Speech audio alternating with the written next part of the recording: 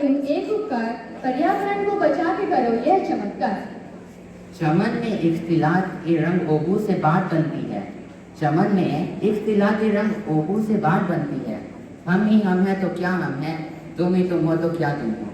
इन्हीं लफ्ज़ों के साथ मैं आदरणीय प्राचार्य महोदय को इस मंच के द्वारा हमें आशीर्वाद देने के लिए आमंत्रित करना चाहता हूँ। महोदय, आपका स्वागत है।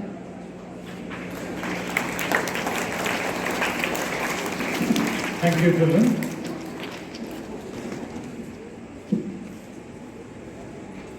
For enlightening all of us on this Mazdoor Diwas. The way you all presented your views, sang the song, did comparing, it is obvious that each one of you worked hard for this assembly. So congratulations. Thank you for updating us on so many things, rules, and this brief historical background of why we celebrate this. One line I would like to differ. One of you said कि मजदूरों के बगैर हम मकान की नींव तो रख सकते हैं लेकिन मकान नहीं बना सकते। I would like to differ here. I would like to say that हम नींव भी नहीं डाल सकते मजदूरों के बगैर। कौन डालेगा? हम तो नहीं डालेंगे। तो हमें मजदूर हर एक काम के लिए चाहिए। और if you read the history of human beings, you'll find that human beings in this form lived for millions of years as hunters, as gatherers.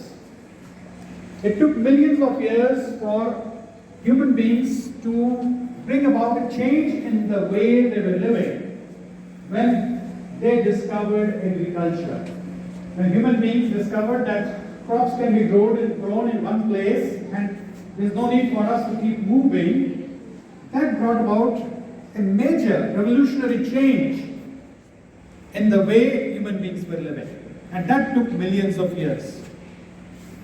The next change that brought about a major difference in the way human beings were living was Industrial Revolution. And that took about thousands of years for the second change to come. So first change took how many years? Millions of years. So you compare, on one hand, first wave coming after millions of years and second wave coming within few thousand years. That was Industrial Revolution in England. The third major change that came about was the net, and that took about 150 years. Million years, 1,000 years, 150 years. And now, almost every day we have a big change in the way we are living. Mobiles have come into our hands. Our lives have become so comfortable compared to our ancestors. Let me go back as far as today's theme is concerned to Industrial Revolution. When Industrial Revolution took place in England in the 18th century, the laborers were exploited by the owners of the mines, coal mines. We need to be grateful to great visionaries and at the same time to great writers. If you read Charles Dickens' novels,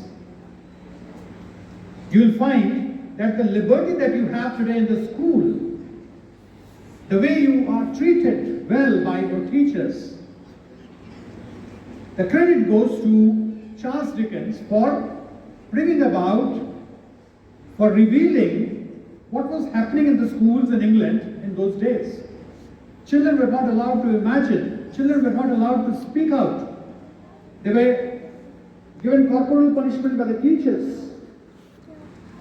So Charles Dickens' novels expose these things of the schools, of the prevailing times, and it brought about a major change.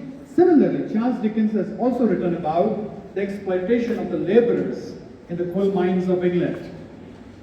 And then again, we need to give him the credit for bringing about the unions. Unions were formed to protect the rights of the union, of the laborers. And today we have come this far that they are being recognized. We need to be respectful towards them. Another person I think it is bringing to my mind, which I want to share with you, but the assembly is getting lengthened. I'll try to put it across on some other forum. Maybe I'll share it on my YouTube channel. It's about Mohammed Yunus. I'm not sure whether you heard about him or not, but class 11th and 12th, especially the commerce group, I hope you are aware of Mohammed Yunus of Bangladesh. Mohammed Yunus is responsible for the micro loans that were given away by Bangladesh government through their Grameen banks. Mohammed Yunus had done his PhD in economics from America, and when he returned to Bangladesh to teach, his conscience woke up, because what he was teaching inside the college, when he moved around in the neighborhood, he found poverty all around. He found that people were working hard. He came across a lady who was preparing stools from bamboo. And the stools were very beautiful. And he asked that lady, how much do you sell it for? And she said, I sell it for 2 cents. 2 American cents. He was surprised. He said, why don't you sell it for more? She said, no, I cannot, because I am provided a bamboo by a person to whom I have to sell it back. He gives the bamboo to me free of cost, and I make this tool and give it back to him. And Mohammed Yunus asked that lady, how much does a bamboo cost? And she said, 20 cents.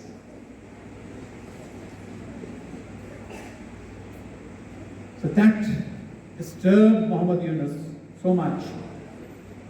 He took his students out from the classroom and made them survey the people around the college. He said, go and find out from people what is the minimum amount that they need to help themselves to grow, to do well. The children surveyed, they interviewed 47 people. They were told that they will be provided with the minimum amount that they need to grow. And the condition was they will have to pay back that amount. 47 people demanded, 47 people's list was prepared. And Mohammed Yunus cried when he saw the amount that was needed by 47 people. That was $27, which he gave from his own pocket. And surprisingly, all of them returned that amount. And then he went to the banks, requested them to give the loans to such people. Initially the banks were not ready, but if you read his history, you'll find how wonderful this man was. And surprisingly, even today, the amount that is borrowed by these poor people is always paid back to the banks, 95% of it. And on the other hand, we have rich people who borrow loans and don't return them. So you need to be sensitive when you grow. You need to be respectful towards people you meet every day. So go back to your classrooms from this assembly by taking in your heart that you need to be grateful to everyone who is around you, who is working for you, who is serving you. A few more things which I would like to add is, it's summertime, keep yourself hydrated, keep drinking water. Water is available in the school, good quality water is there. Another factor that I would like to bring to the notice of senior classes, few of you are breaking the rules and trying to reach the school on two-wheelers. Absolutely stop doing that, because your vehicles, if you're coming on two-wheelers, will be seized and kept inside the school. Avoid doing that, it is for your own safety. So keep these little things in mind. Avoid moving around in the sun, both during school hours and even when you are at home. So take care of yourself, learn, keep reading, keep growing. Thank you.